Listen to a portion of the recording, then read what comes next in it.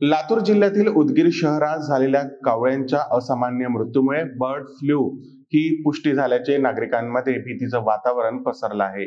या गंभीर स्थितीला तोंड देण्यासाठी जिल्हा प्रशासनाने त्वरित कठोर पावलं उचलली आहेत।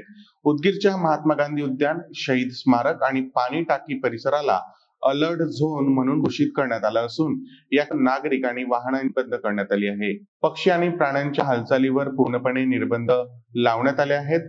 बर्ड फ्लूचा प्रसार रोखण्यासाठी या झोन मधील स्वच्छता मोहिमेला विशेष गती देण्यात आली असून रसायनांचा वापर करून परिसर निर्जंतुक केला जात आहे। या परिसरातील पोल्ट्री उद्योगावर विशेष लक्ष केंद्रित केले जात आहे। अलर्ट झोन मधील सर्व पोल्ट्री फार्म्सची कसून तपासणी केली जात असून येथील पक्ष्यांचे नमुने घेऊन प्रयोगशाळेत चाचणीला पाठवले जात आहे।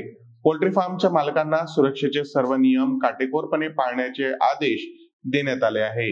नागरिकांनी अफवांवर विश्वास ठेवू नये आणि प्रशासनाला सहकार्य करावं असं आवाहन जिल्हा पशुपालन उपायुक्त डॉक्टर श्रीधर शिंदे यांनी केलं आहे। त्यांनी नागरिकांना असामान्य मृत पक्ष्यांबद्दल तात्काळ प्रशासनाला कळवण्याचं आवाहन केलं आहे।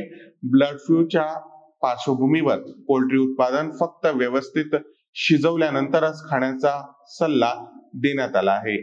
संकटाचा सामना करण्यासाठी नागरिकांनी सतर्क राहून प्रशासनाच्या सूचनांचं काटेकोर पालन करणं आवश्यक आहे।